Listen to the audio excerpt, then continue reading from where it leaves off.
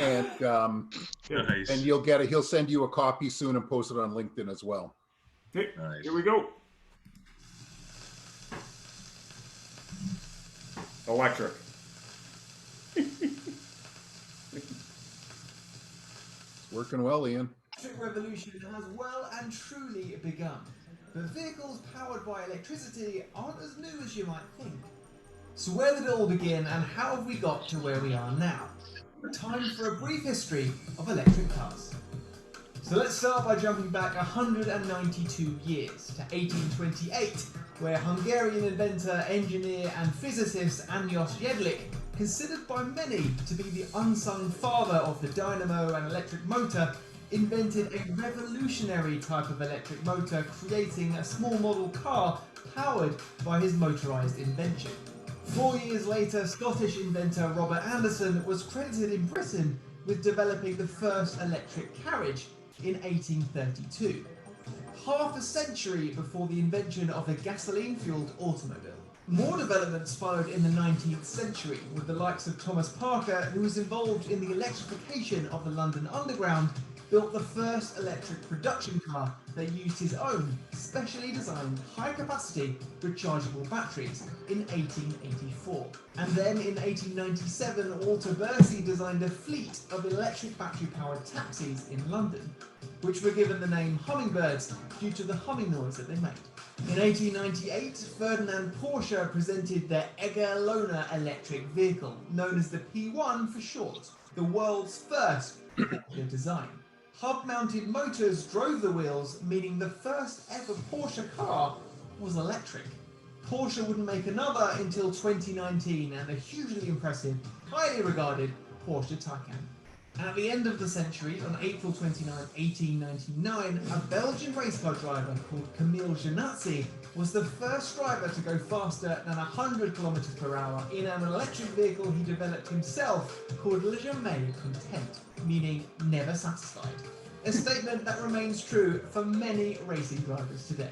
At the beginning of the 20th century, a surge in popularity of electric cars in the United States, with many US homes wired for electricity and influential inventors like Thomas Edison working on projects that would revolutionize the way people lived.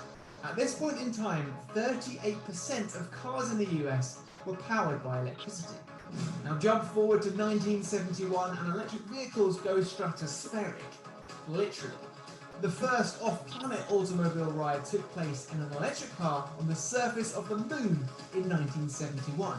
Named the Lunar Roving Vehicle but affectionately known as the Moon Buggy, this electric vehicle was developed by Boeing and General Motors subsidiary Delco Electronics. After nearly a century of oil-powered vehicles emitting pollutants and damaging the environment, the Clean Air Act Amendment and the Energy Policy Act of 1992 resulted in car manufacturers focusing increasingly on alternative fueled vehicles. In 1997, GM introduced the EV1, making more than 1,000 of the sleek two-seaters and leasing them to customers in California and the southwest of the United States. In the same year, the first mass-produced hybrids also went on sale, the Toyota Prius and the Honda Insight. 2004 brought with it the development of the Tesla Roadster, the first highway-legal serial production all-electric car to use lithium-ion battery cells. With a range of more than 320 kilometers per charge, impressive considering that was 16 years ago. In 2010, Nissan made history by introducing the Nissan Leaf, which would become the world's top-selling plug-in electric car for almost a decade, and is still going strong today with an updated, all-new version released earlier this year. Electric vehicles broke new ground in 2014 with the debut Formula E race in Beijing. The first single-seater all-electric championship has gone from strength to strength and has since become home to some of the world's largest manufacturers who use the data and developments learned from racing to directly advance their road offerings, improving performance and things like range, efficiency and charging time. Echoing the Le Jamais Content 1899 speed record, VW showcased the record-breaking performance capabilities of EVs by setting a new record in 2018 on the century-old Pikes Peak International Hill Climb. driving the 12.42 miles in 7 minutes and 57 seconds, beating Sebastian Loeb's 8-minute 13-second 2013 record. So where are electric vehicles at now? The last 5 years has seen a 565% global increase in electric cars on the road. And by the end of 2020 in Europe, manufacturers will be offering more than 214 models. According to analysis, by 2025, electric vehicles will make up 22% of the vehicles produced in the EU and close to 50% come 2030. Regulations and environmental commitments around the world are marking the end of petrol and diesel-powered car sales, in some countries as soon as 2030. There's never been more focus on electric vehicles, and we're likely to see rapid development and growth in EVs over the coming years. So that's just a quick overview on electric vehicles. There's lots of videos out there. There's actually some announcements from Automotive News today from even more manufacturers piling on and making commitments. So that's all good news. And since we've been at this for a while, I thought that we should celebrate our first birthday as a show.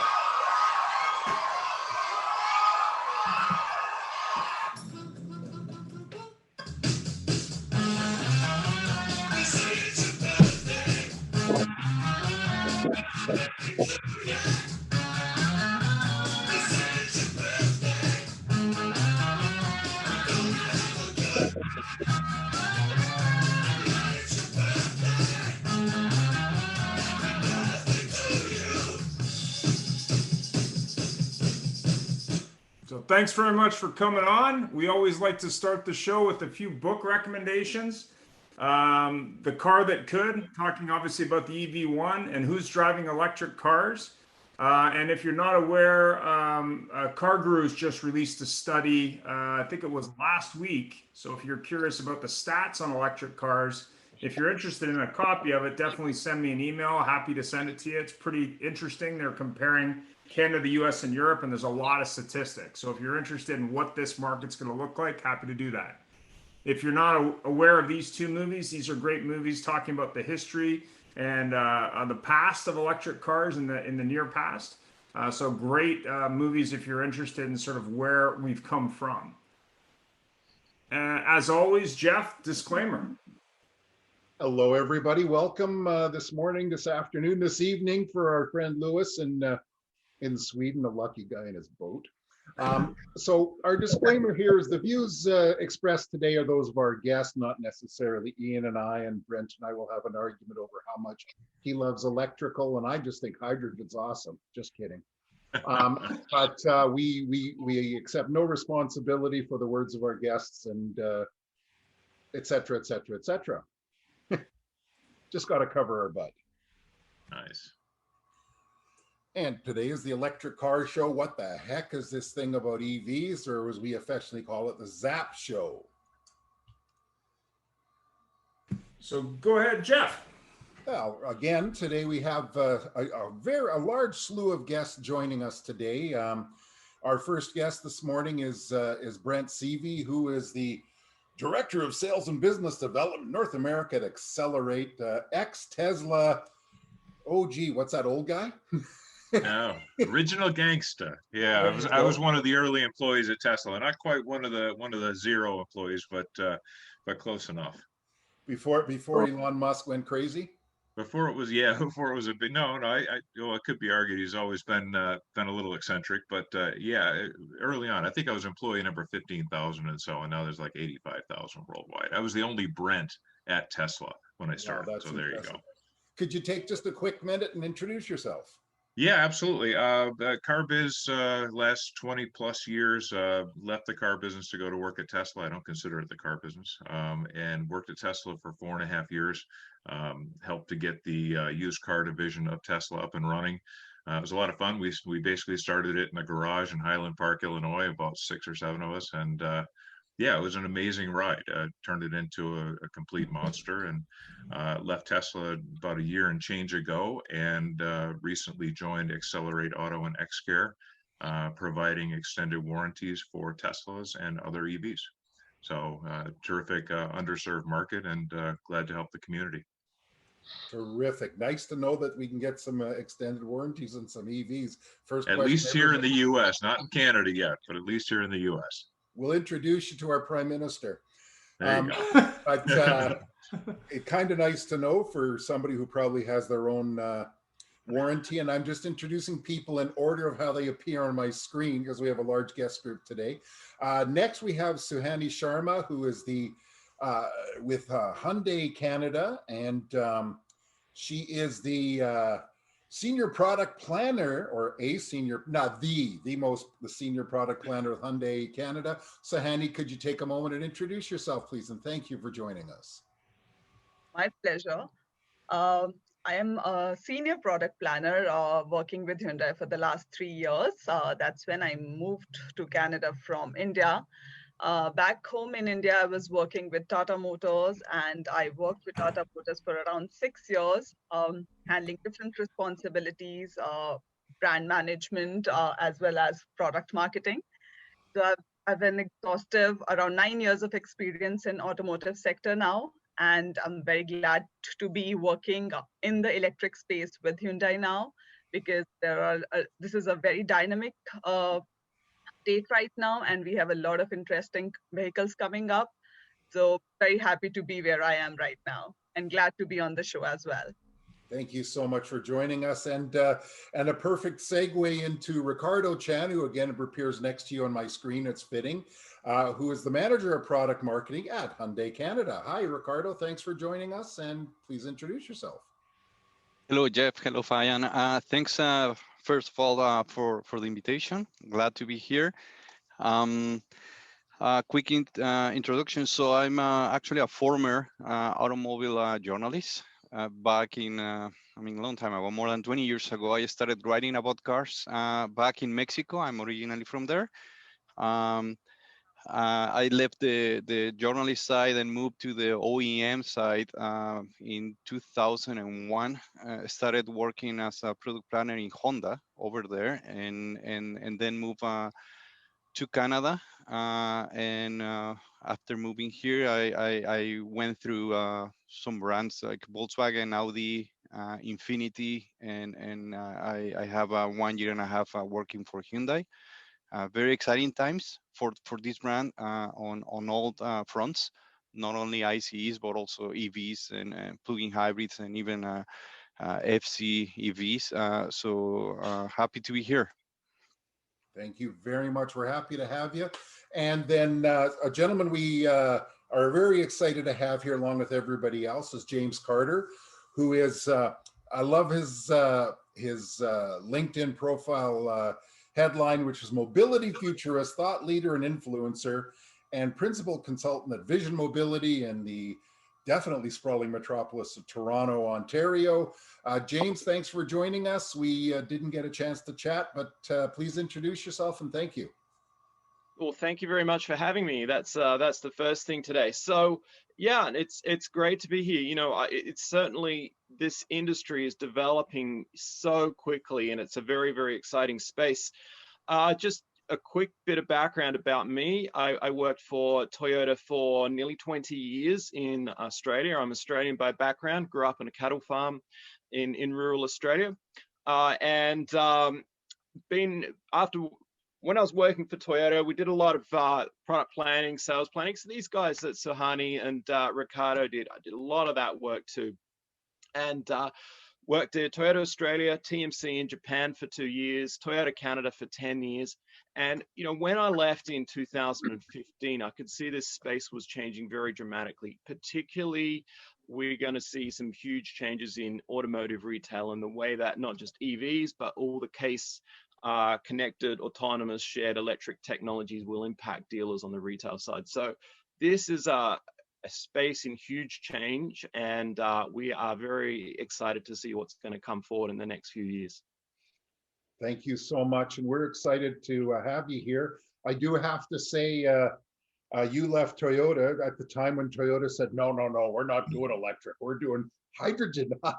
And now look what's happening. Right. Thank you again. Next, we have our fourth furthest distance guest.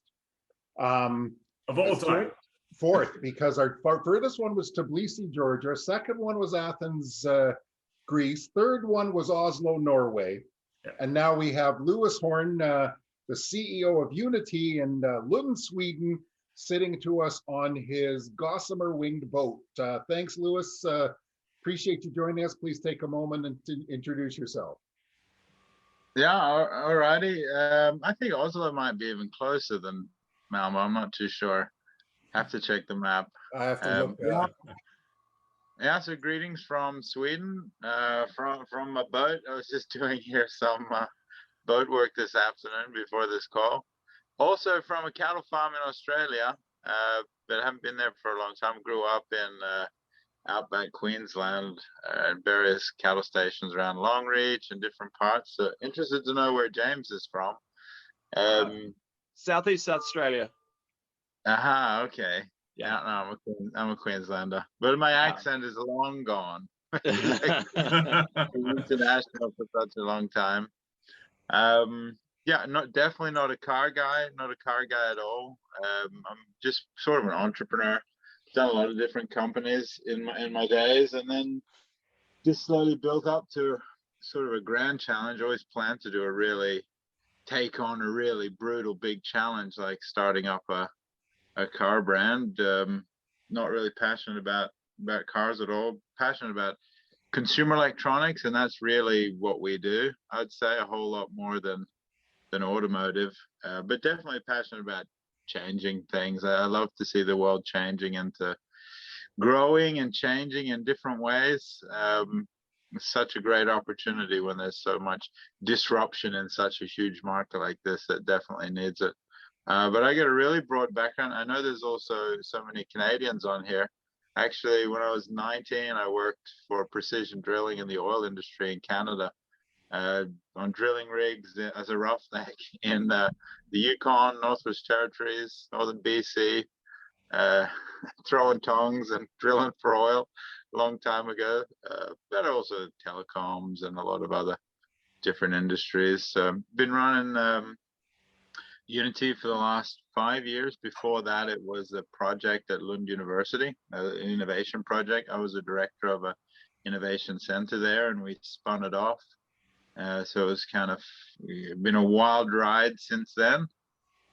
Built some prototypes and all that kind of stuff. And then through the pandemic, we had to adjust some of our plan, and that's worked out well for us. So now we're soon to release a car to the world that really nobody's seen. If you're not in the shareholder list, you haven't seen it, but in the next couple of months you will. So, and this is in the city car space. One of the I've been a super fan of Tesla from the beginning. Was very vocal about that, and some people said I should do an EV. I could maybe pull it off, so I thought I'd give it a shot.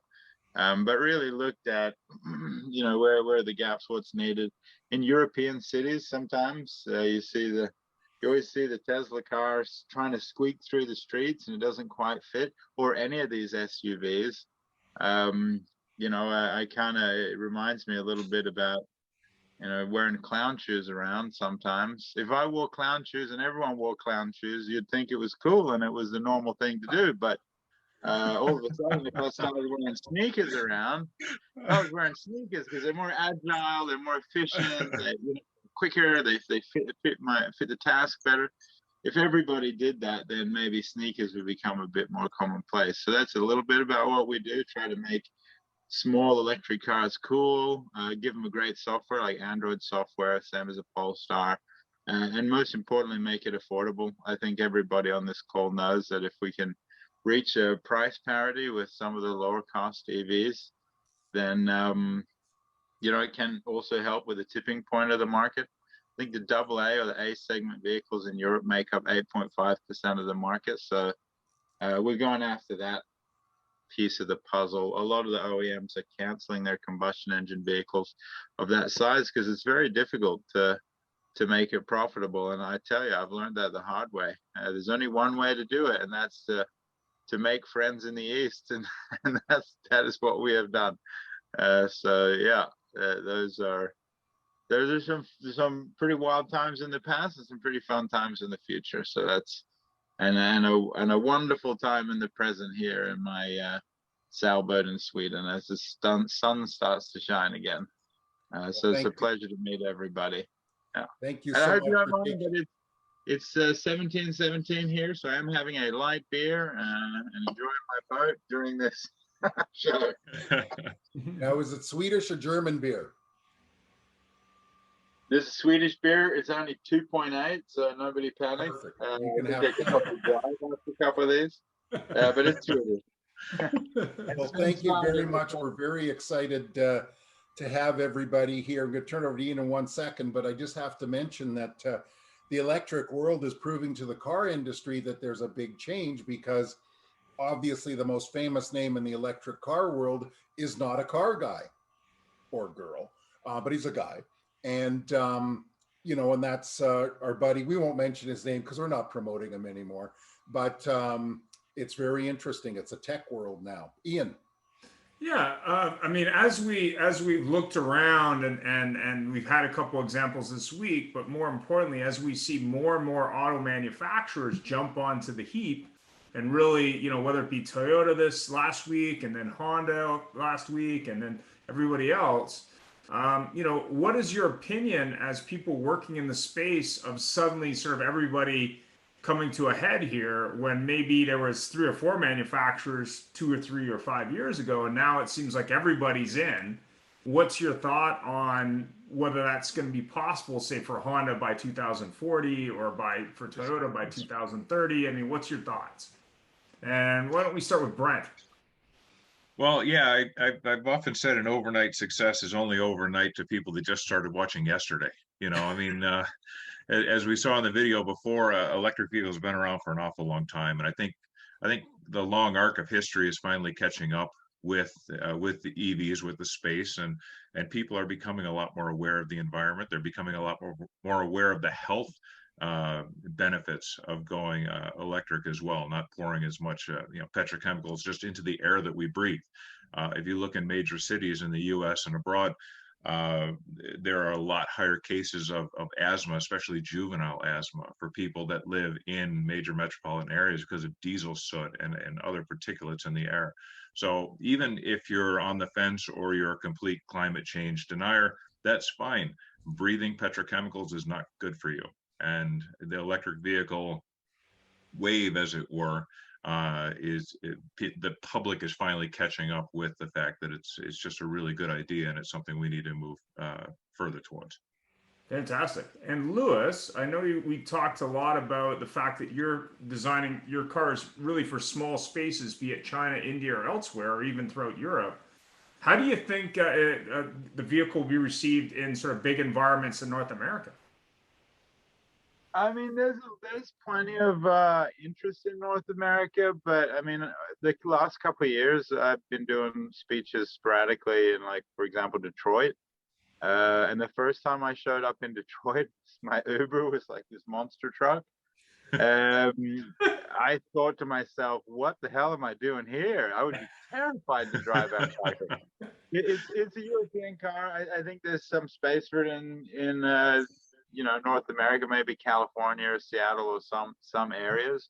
I got some Americans on the team that are adamant that there are really great little clusters, but it ain't gonna work in Detroit. And like I said, I lived in Calgary. I don't think it's gonna work in places like that.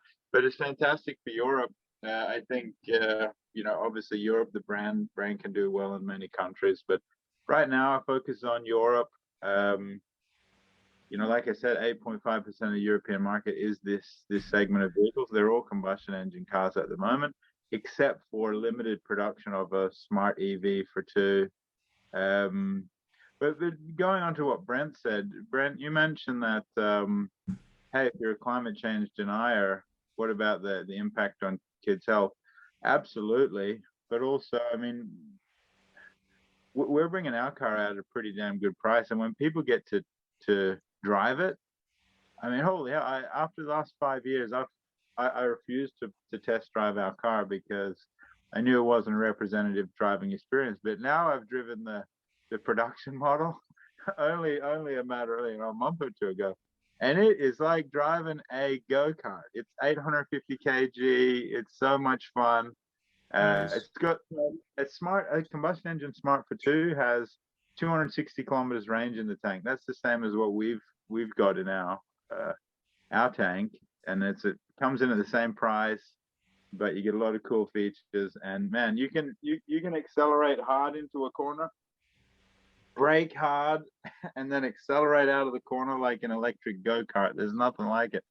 I mean, I don't understand why, just for that. I mean, okay, let's say you don't care about anything, but you care about one thing, and that's, does it look cool? Can I afford it? Is it great to drive? Is it competitive based on those criteria? I think that's good enough. And that's what we've been shooting at doing. Like, of course, I started with this hardcore Bernie Sanders hat on, and I wanted to change the world and kill oil industry. We used to have these mugs in our YouTube series that said "fuck oil" on them back in the day. Forgive my French there, but yeah, I reckon it's just awesome to drive. So that's really what we're shooting for here. And about the when I see the numbers like 2040, I feel to myself, oof, wow, that is a major concern. I know Australia is lagging very behind. Some companies are lagging very behind. But in Europe, we expected it to just really explode. We always did. We just thought it was a given that everything would go to electric, and that is happening now. I mean, 75% of all new car sales in Norway right now are electric. 75%. That's a pretty big chunk. And Sweden is hard and fast behind it. All the Nordics are behind it.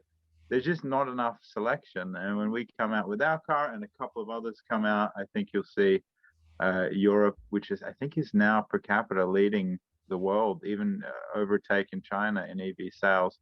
So yeah, 2040, not sure.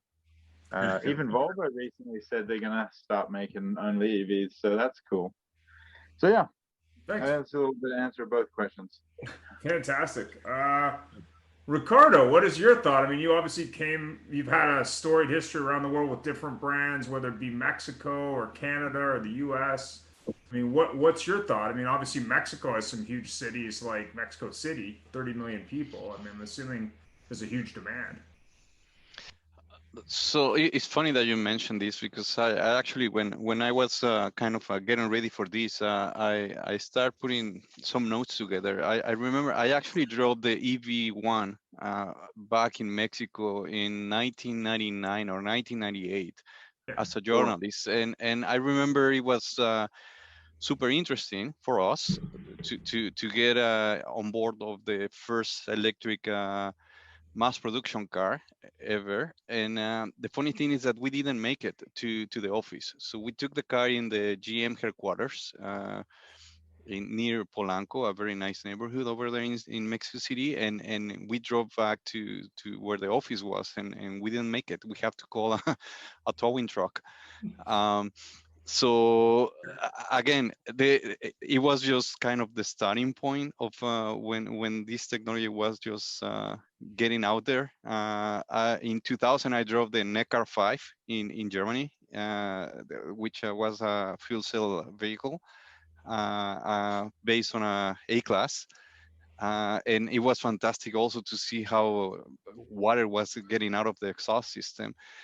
And now seeing what an electric car or a fuel cell car can do these days, it's just amazing how the technology has evolved at some point. It's been great, and I think many brands are there. There are newcomers also getting in the market and with great ideas. But I think one of the biggest problems that we see is not even anxiety anymore. Is about the infrastructure that is just not there. So if you ask us, and I'm pretty sure it's the same case for many other manufacturers out there, if we can produce more cars, yes, we can. If you ask me right now, can I have a Kona EV, for example? Yes, you can. Like, I can give you the car right now, because we have a lot of them. The problem right now, and what we are seeing through different clinics and focus groups is there's no enough infrastructure to charge these vehicles. So you can go and put gas on a vehicle today in almost every corner, but it's not the same for electricity right now. So we think that's the biggest challenge we have to overcome. It's not even the technology or how the manufacturers are, the speed they can produce these vehicles. It's more about how are we gonna get up to speed on the infrastructure to let people charge these vehicles, because some of the customers might be able to install a level 2 charger in their homes, but maybe what about those that are living in apartments buildings, or like in Quebec, it's not easy just to get one of those in the streets. So how do we get there? It's also this I think that's the biggest challenge we have right now. Thanks Again, very it's much for just that. my opinion. Yeah. James, I mean, you've obviously worked for Toyota globally. You're obviously an adamant supporter of all things electric. I've been following you for years on LinkedIn. What's your thought on this? Well, I think, I want to go back to some of the things that Ricardo was saying, and he's absolutely right that, infrastructure is really key to the further rollout of EVs. There's absolutely no doubt about that. However, I think that there's a couple things that we do need to bear in mind. One is how you use your vehicle. And, it's really worthwhile everyone just stepping back and saying, well, how do I use it? What do I use it for? When am I doing long trips? And I think people realize that, those 3-4 hour trips that they do really only happen twice or 3 or 4 times a year at most. So I think that's the really key point. If people can charge at home, it is so much more convenient owning an EV than going to a gas station. You just plug the thing in at night, and we use the plug that we used to charge our Christmas lights in. So we realized that, my wife and I realized that we don't do a lot of miles. We don't do a lot of miles during the day. So if we can get 100 kilometers charging range overnight, we're golden in almost every circumstance. So it's really important to understand that. And I think following Ricardo's points is what happens if you're not at home, if you don't have if you're a driveway orphan, as it were, or a garage orphan, meaning you can't charge at home. So, people who live in condos, people who live in areas that they can only park on the street. And I think there are some really significant challenges here. And certainly the government has identified these as challenges and has some money for solutions that were coming out. And we are starting to see these being worked through. We see the City of Toronto put out some trail chargers in the streets. We've seen companies like Switch actually develop and provide infrastructure for condo type charging. So these things are moving forward. And I think in Canada, there's really a need to move these things forward even more quickly. And certainly that's one of the things that we're working towards here at Vision Mobility and with our partner companies. So we really think keeping moving forward and rolling out infrastructure, both at home and on the street, 100%. Fantastic. Suhani, obviously had a question about Hyundai, but also a question about, you're originally from India, had a lot of experience in that market with Tata Motors, arguably one of the largest automakers on the planet. What do you see the differences in North America versus, say, in New Delhi? Like, what do you see that difference? Oh, it's two different worlds altogether. Back home, when I was in India, we literally did not have any infrastructure in place to charge our electric vehicles. So it was just not possible for a consumer to even consider buying an EV. It's getting better, but if Canada still has somewhat of an infrastructure, people can still plan to, if they have charging infrastructure in their home, they can still plan to get an EV. But in India, it's just not a possibility. And it's not just about infrastructure, it's also about traffic in India. I mean, you can get stuck in traffic for hours together. How are you going to manage that? That factor comes into planning your charging routines. How do you manage that on one fine day when there's monsoons? You might, there might be flooding on the roads, so the challenges are multifold in a country like India. But then again, the opportunity is also huge because there are so many people, and the middle class in India is also, the sheer number is so much that once the infrastructure develops over time, the pickup of electric vehicles will be really fast. But there's still some time to go there. So what's your opinion on what Hyundai is doing in market, but also what companies are doing, like, for example, electric tuk-tuks, for example, I've heard of recently. What's your thoughts there? Of course, in Canada, at Hyundai Canada, we are working on a lot of things. Um, we feel that we are at a cusp of a fourth industrial revolution, and we are looking at constructive ways to, to look at how we can accelerate building EV infrastructures, and so on and so forth. We also have a partnership with ChargeHub to help consumers charge at the convenience of their home.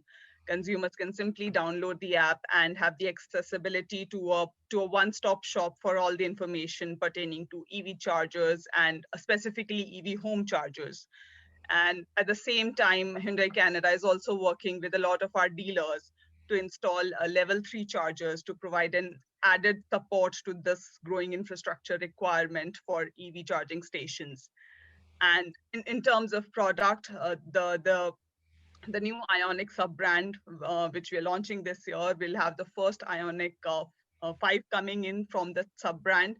It's a much more capable vehicle, and with different charging capabilities. So on the product front as well, we are trying to give many options to the consumer so that their lives are made more easy. Fantastic. And a quick question for the Unity team.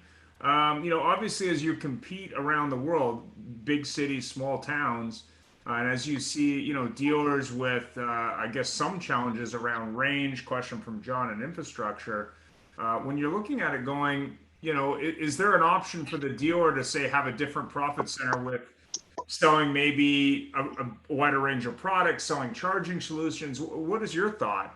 Let's start with Unity. I mean, we don't really use car dealers here. We do in some other countries. And then they, I just signed a deal for Iceland. They handle the whole thing. But here, we just go direct to consumer. We have a big partnership with E.ON. That's the biggest energy provider here in Europe. And we really focus on the easy button for the customer. We think about, okay, they can be worried about range anxiety. Let's bundle in roadside assist and servicing and all that kind of stuff. They can be worried about, where do I charge it? So let's let them bundle in an E.ON home charger.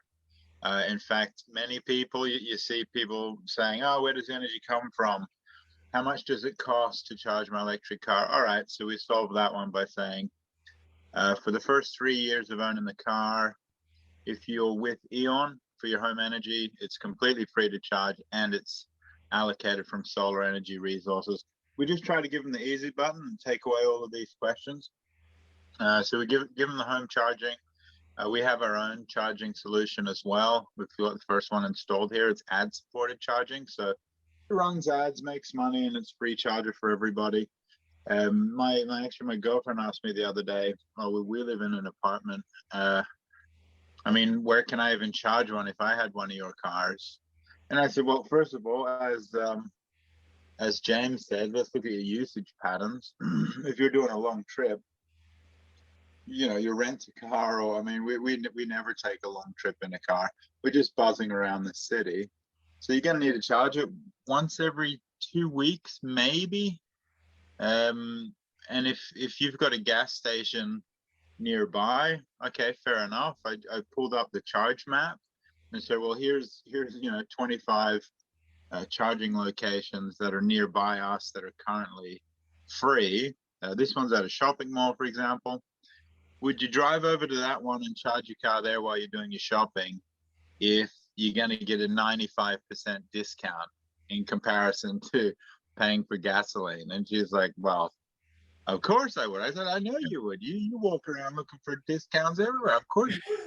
What if it's free? If you come to our charger, it's free, but you got to drive 15 minutes and go for a walk, and then you get would you do it? She said, hell yeah, of course I'd do it. So a big part of it, I think, is just being reasonable with the problem. I mean, anytime when there's a change, people get about, what are all the things I need to panic about or worry about when there's a change? And it's just about sort of chipping away at them and saying, you know, we heard you. Here's a couple of solutions. Here's a bit of other information. And of course, saying, look, we don't try to solve everything. That's partially why we went after the city car thing, because Right. we really squarely go for, I think something like 99% of the world commutes less than 30 kilometers a day or something like that. So we really kind of squarely go after that segment and not after the long range car thing. I know Tesla had to do that.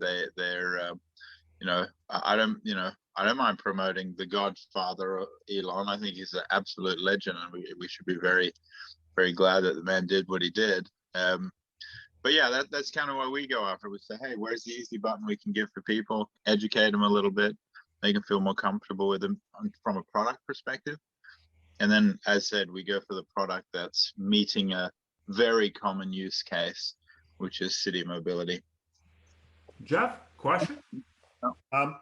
Before I say that, I have to say, James, your comment on the actual amount of driving is very true. 5 years ago, I had a customer, and I was at the Toyota store, and he's a very environmentally conscious fella, and got Highlander, leased a Highlander hybrid for his family on a regular basis, and he had the first generation Chevy Volt. And for those of you who don't know the Chevy Volt, it's a plug-in hybrid. It's at that time it had probably about a 50 or 30 mile range, and he lived about 15 miles outside of the downtown core. And he charged his car up at home and charged his car up at work.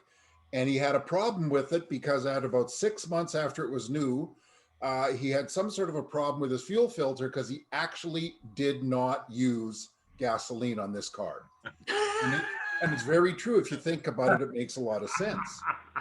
So very well put. And the dealer didn't know what to do. Can I hop on that?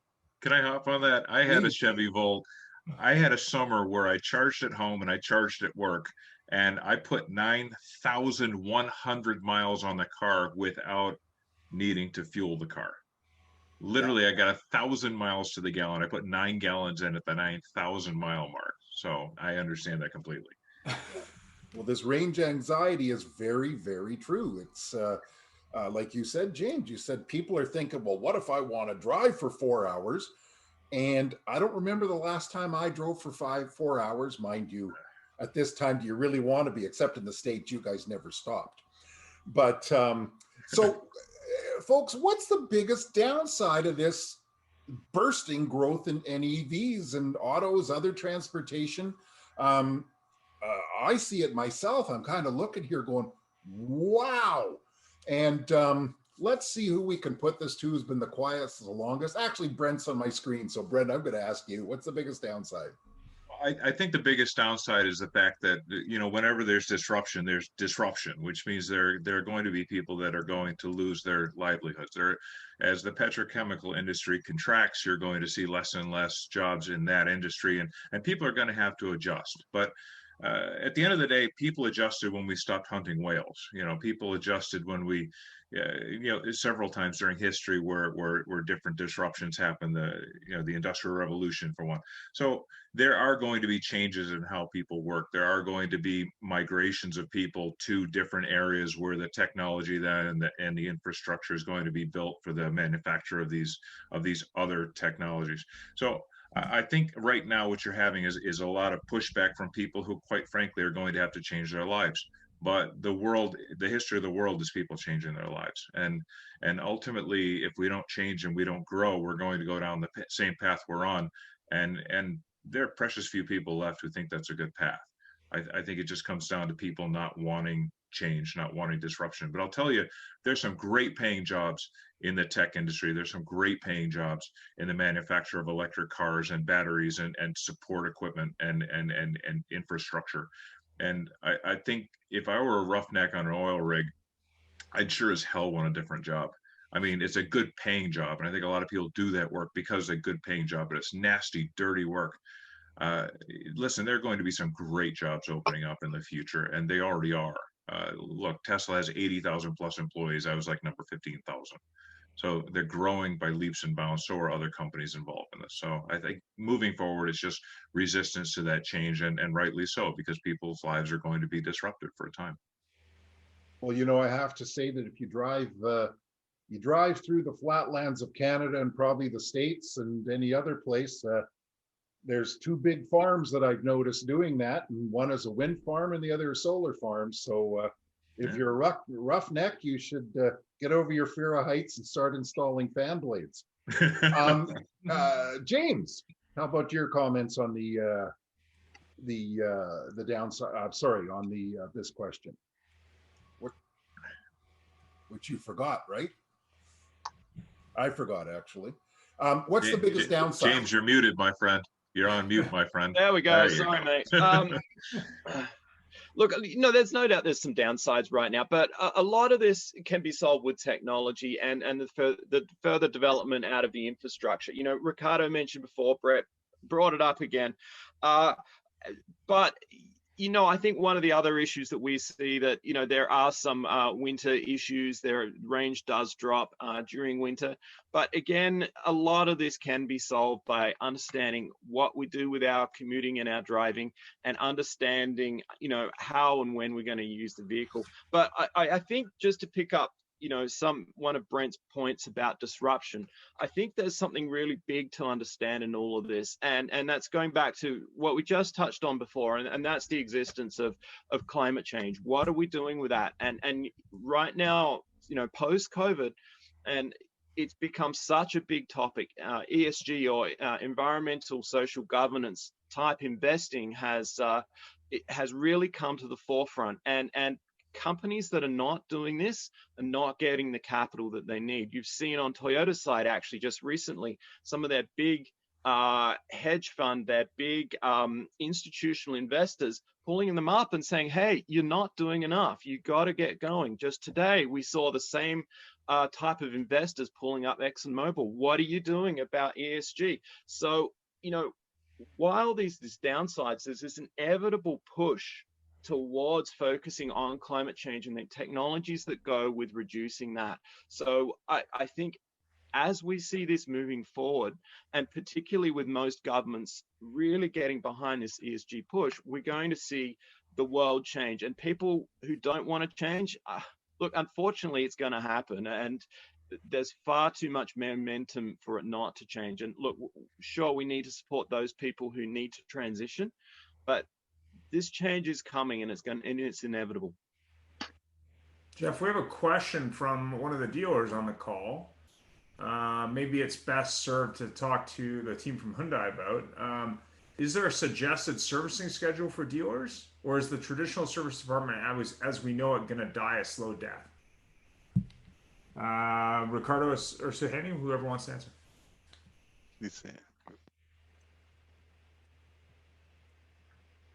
Sahani, please go ahead. Ricardo's got his virtual assistant. Sorry, no. I had my boss here just a second ago. I can just give you a quick answer on this one. Is the service schedule for dealers? It will change, definitely. It will evolve. It won't disappear, because at the end of the day, the car still has brakes, it still has suspension parts, and it might be there's some risk for corrosion and all those things. So the car still need to get maintained. It's just gonna be a different kind of maintenance, and but therefore the service departments will still. We need them there. The key, for example, from our point of view, the key in order to actually gain this game, win this game, sorry, is all related with the service we can provide through our dealers. So for us, is very important. As someone mentioned it before, is the industry is changing. All the retail experience is going to change. It's probably go more through apps or through the internet. But at the end of the day, you still need to have a place to take your car and pick it up and also to maintain it. So therefore we strongly believe having our dealers ready for this new world is quite important for in order to be successful. So and we really believe this is going to be a key point in the future for a manufacturer that that wants to remain competitive. So does that mean like an annual service schedule, or is there any kind It, of c- thoughts there? there will be some kind of packages, like when you can take your car based on the time or the mileage, but and because again, tires, brakes, suspension, all those things needs to get repaired or um, change as they get used.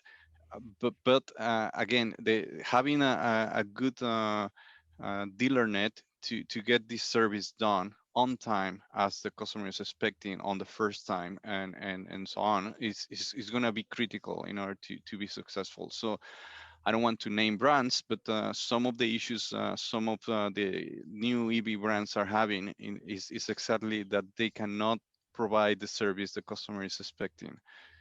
So we believe also having this ready and having our dealers on board, which is what we are working on, is going to be critical. So are we going to, this is actually a joke, but so are we going to start seeing dealers charging for charging port service and telecomatics upgrades, etc., instead of the, that's for the car people on board? maybe I can give you an example. It's not maybe auto industry related, but when I was a journalist, and again was back, I started writing in 1996. So when we actually launched our website was back in 1998, and we all laugh about the idea of migrating to the web. I remember we actually made fun of the guy that was responsible for the website, saying that I mean his career was done, right? Because everything was paper, right? And we were all like old school. And I mean few months ago the magazine actually shut down. And so there's no more paper edition. It's all online, and it happened in the last 20 years, right? Yeah. So you better get ready to evolve, or you're gonna die, no? And there are many examples, Kodak, Blockbuster, and I can name plenty of them. So it's just you need to evolve, you need to adjust, and whoever does a better job from learning from the old school and taking those learnings to the new trends is going to be more successful in the market. I do have to say that I don't get the same excitement of sitting at Starbucks and reading my phone as I did as opening up the newspaper. It was always much more enjoyable. But I know, but think about this. Maybe in the future, what we will have a niche dealerships that will still sell ICs. Yeah, that's right. You'll be able to buy, I don't know, name it, a Mustang, a Corvette, a Ferrari that still runs on gas. You know, those will be the talks in the future, I'm pretty sure. And to the pain of IC enthusiasts, me one of them. But at the end of the day, this is where we are going. So yeah, we better get on track. Well, all of those products have electric futures. Mustang's already out there. And actually, last week we had a performance car show. And I think that side will be around for a long time. There'll be people driving around with Chevy Beaumonts, with Hemis in them. Yes, we're crossing brands, etc. Louis, you're back. Thank you. I was scared that you disappeared on us. Who? Yeah, you disappeared there for a second. So I'm going to ask you what's the biggest downside of the growth in EV in autos and other transportation, because you're kind of like crossing the line of autos and other transportation. What's the downside? Nothing. I mean, just the obvious stuff, right? I mean, people are gonna lose their jobs. I don't know if that's a bad thing. I mean, I think Brent mentioned like all the jobs lost in the whaling industry. You know, I don't shed a tear for them. I'm sure it was a wonderful industry at one point. You know, the world changes, people move on. I mean, yeah, I don't know. You know, there's some jobs lost. If the upsides didn't wildly outweigh the downsides, we wouldn't be having this chat right now. But guess what, they do. So, yeah, it's just about being on the right side of history, right? Educate yourself. I think you could say, all right, what about rare earth metals, or, you know, where does the electricity come from? But it's part of a broader shift, where the technology evolves right across the sphere. I mean, we spent so long focusing all our energy developing the combustion engine, which is why it's such a fantastic piece of engineering. And I got no problems with it. I just got a problem with manufacturing 100 million of them each year. I think we should, you know, it's like eating candy, or you should just have a couple. You shouldn't have it all the time. Guys, relax. So I don't know if there's, you know, a notable downside. I think, yeah, some people lose their jobs. I mean, you got to switch jobs. It's the only thing you can rely on. That world changes, and it's a super positive change. So let's do it. Yeah. Well, it's only fitting, frankly, that Europe is leading this to a great extent, because when I was a kid and I went there a long time ago, I won't tell you how long, buildings were black. Buildings were covered because of the pollution. Oh, yeah. And 3 years ago, I was there and it was totally different. So it's very true. Ian. Yeah, we have a question from the audience. Great discussion. I'd like to hear from the OEM guests' opinion on leasing batteries separately to help consumers transition. Any thoughts on that, Ricardo or Saheni? Or Unity? Whoever wants to go first. Yeah, I got thoughts on it. We have some Renault Zoes in the company. We lease the battery. Also had some Twizzys. We lease the battery. Even when the Twizy is dead, we still got to pay for this battery lease, and we can't get rid of it. It annoys the heck out of me, and anything that is really annoying or painful to the customer, we see that as a great opportunity. That's the way I see it. I mean, I'm sure there's maybe ways you can do the battery leasing that's more financially viable. I don't know. We try to go for a more energy efficient vehicle that's designed for its weakness, which is the battery. So we try to make it lightweight, you know, low roll resistance, drag coefficient, try to make it efficient so we don't need such a big battery. But the battery leasing thing, I mean, honestly, I personally, this is my personal opinion, I hate it. I hate it so much. I still today in my company, I pay for renting a battery from a Twizy. I got two of them that they don't work. One of them we ripped apart for a mule vehicle. The other one is just it's just out of the out of the farm. It's not been moved. And I'm like, why are we still renting the battery? And they're like, yeah, you can't, too late. You got it for, I'm like, forever? When can I get rid of this thing? I mean, That's brilliant. Oh boy. We had a video that when we were picking the video to run for this morning or today, there was a video on YouTube of somebody, the car's powered by 3,750 AA batteries. Yeah, I've seen that one. You replace one or all of them and eject them everywhere. Well, Brent, maybe you had some thoughts. I mean, obviously you're in the battery warranty business. I mean, what's your thought on leasing batteries? Well, you know, I don't want to share anybody's toothbrush, and I don't want to share anybody's battery. At the end of the day, if you take care of your car and you charge it, you know, you're very judicious about how you charge your battery and how you use your car. You don't want to go to some swapping station and get some battery that's had the hell kicked out of it by some taxi that happened to go through there and drop a battery and get a nice fresh one, you know, and you end up with this garbage battery. A lot of the ownership of an EV is actually, you know, taking decent care of of your property. So I think that battery swapping and battery leasing, unfortunately, really doesn't turn me on. If it was such a great idea, Tesla had done it by now. They made a swap out station. I think it had more to do with winning some kind of EV, EPA award for basically coming up with the technology, but they shut it down very quickly because nobody really wants to share a toothbrush with everybody. Nobody wants to share their battery. Take good care of your property and basically there's no real need for it. Like James said, most people drive 40, 50, 60 miles a day, and there's really no need to swap it out. Long distance driving, in my opinion, is just a tedious thing, and not a whole lot of people do it anymore. So Ricardo or Suhani, actually maybe James, because he has to drop off. So James, you have any final comments?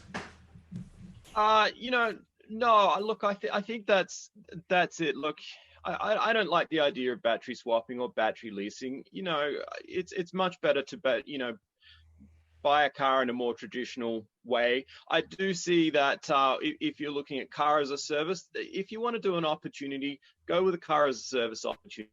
One to go for, not towards actually swapping out the battery in your own car. There's much better ideas and much better future opportunities with understanding how that can work.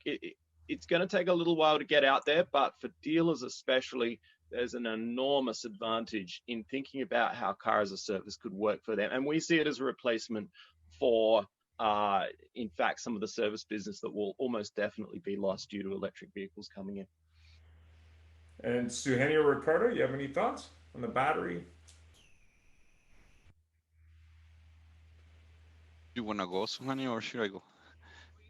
Uh, I mean, same as everyone else, I personally don't think there's a lot of consumers who would want to do that. As it is, most of the consumers find electric vehicles, plug-in hybrids, the whole concept very confusing. We are here to simplify their lives, and I think just getting a car ready with everything and ready to set up to be charged at home, that's what consumers really want, and that's what we are actually focusing on, and not really complicating their lives by giving them batteries separately. And I'm not sure if everyone is really qualified to be to use that safely. That's another concern that I would have. So I think that's not really something that a lot of consumers are looking for right now. Thanks for that. And since it's the time, Jeff, do you want to do final comments, or Ricardo? Maybe he hasn't spoke yet. Maybe he has a battery idea. No, you know what? Something that is interesting also, and could be not could, it will be a great opportunity also to explore. And this is something that we still are kind of investigating, is what's going to happen with all those batteries once they come back. So kind of recycling some of them or using the raw materials that the batteries are built with. So that's going to be also something very interesting. I know there are some companies already working on these kind of things, because electric car has been there for a while. But after, I don't know, 10 years, the battery still, some of the materials, some of the stuff that is in there can be recycled, and that's actually a good opportunity also, and it's part of this idea of having a greener mobility future. So I will say that's also one big opportunity that is in the future. Can I ask you a question there, Ricardo? Being involved with Toyota, I remember having obviously here, especially in many parts of North America, Toyota Prius is made up, here they make up 95% of the taxi cab fleet, although being replaced by Hyundais. We had a lot of taxis were coming in and getting new batteries, and the core credits we were getting for the old batteries were phenomenal, and they, the shops that worked on the taxis were starting to collect them too. What happens with the materials that aren't recyclable? I know the metals, etc., are, but what about what items are not recyclable in the batteries? To be, I don't have an answer for you. Sorry, it's I'm not I purposely gave you a sub question. Yeah, no, I'm not that of an expert on that area. I know we've been working with some companies in order to recycle the batteries of our vehicles and even the fuel cells.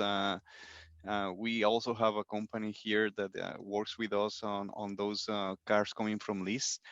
I'm not sure exactly how much, how big of a percentage of the battery can be reusable, and or what they do with what they cannot actually recycle.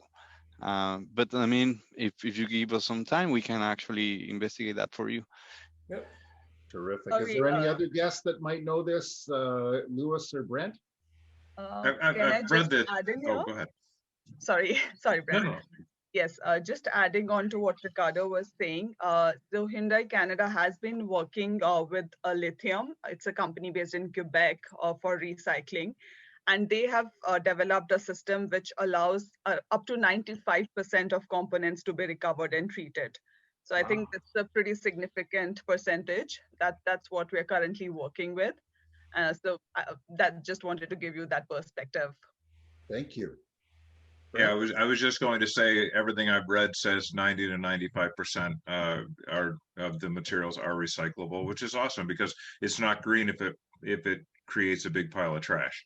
And so, yeah, working in that direction is definitely going to be critical for the future. Not only for the reason that you don't want a big pile of trash, but also for the reason that these resources will become scarce if we don't determine early on that we're going to recycle them. So I think it's very good. One of the early founders of Tesla actually has a company now out in Nevada where they are recycling batteries. So that should be a major partnership to keep an eye on out there. Well, as Lewis mentioned, people that are against it are talking about the rare earth materials.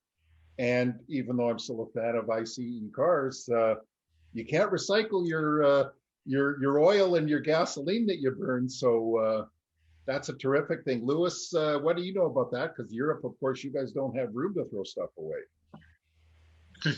Yeah, I mean, yeah, I'm just kind of teeing off what the other guys said. There's a lot of great companies popping up working out that problem. First of all, we need to, I think, repurpose them for home and industrial use or uses that don't require such energy density. But then, so the end of their life comes a little bit after that for recycling. If we're doing 95% today and we're only just getting started, yeah, give it another 5 or 10 years. Going to be doing fantastic. And 95% today is phenomenal. And we have time.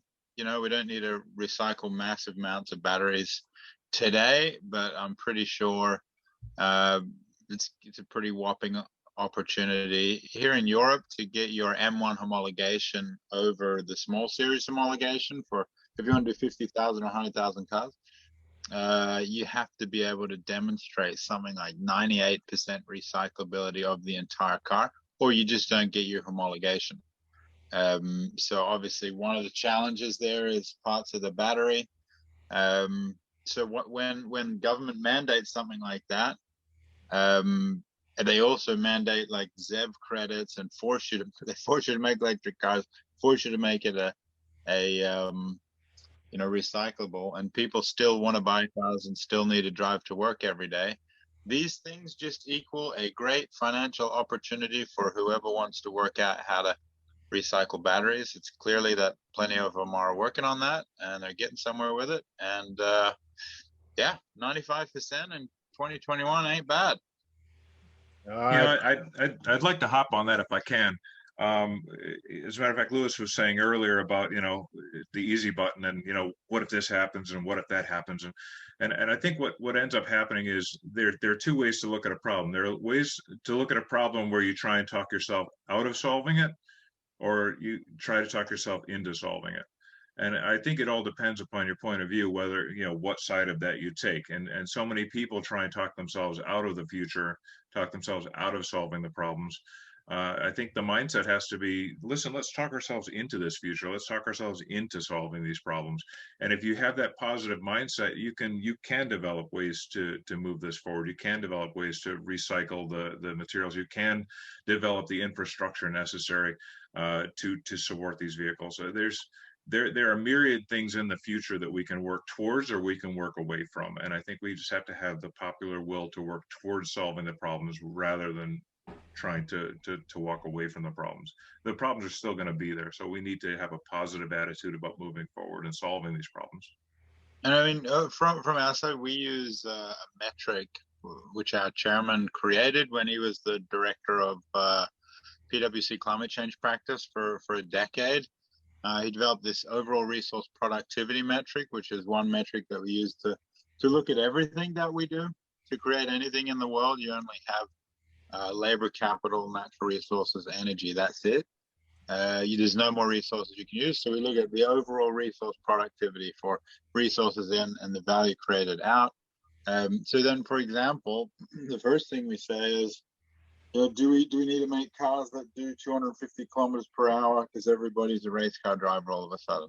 Or do we all need to drive one? Does everyone need to drive a single person in a car driving an SUV, that be it electric or anything else?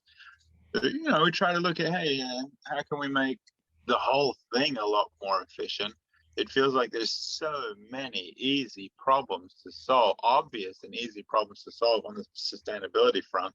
Before we start nitpicking on, 95% of the battery, you're not recycling 5% of it. Hey, guess what? You can reduce the amount of battery by half if you stop driving 2 tons of machinery around when you're just going down to buy some milk. Come on. No. Hold on. Damn, now I have to walk to the store. I need to drive a Rimac to the store for groceries. And those who don't know Rimac, look it up. It's a So what you're saying is the Hummer EV was not the best move. Right. I'm glad they all do it, but honestly, I don't even have a car license. I haven't had one for a decade. I used to have one. I haven't driven a car for a long time. I drive an electric scooter, or I walk, or I sail. But if you need a car, I just ask yourself, how much car do you need? Yeah. If you live back in Australia where you were, you probably need a car. Oh yeah, you need a big diesel. Since it's the time, Jeff, we're out of time. So any other final questions or thoughts? Well, thank you all for attending. We were going to extend it, but we did extend it now. But I know people are dropping off because they only set aside an hour. This was an outstanding show, folks. Thank you so much. I learned a lot today, and frankly, the 95% recycling thing, I'm overwhelmingly pleased to hear about. And so thank you all for attending. We appreciate it, Ian. I'll leave it to you to close the show, and nice to have some new fans and new people, and Sunday maybe we'll all meet in person. Yep. Thanks very much, everybody. Again, we will be doing more electric car shows. We'll probably pick different topics, possibly about the future, maybe something for retailers, because retailers seem to have a lot of questions. And of course, the show will go up recorded and edited on YouTube, on podcasts, and on our website probably later today.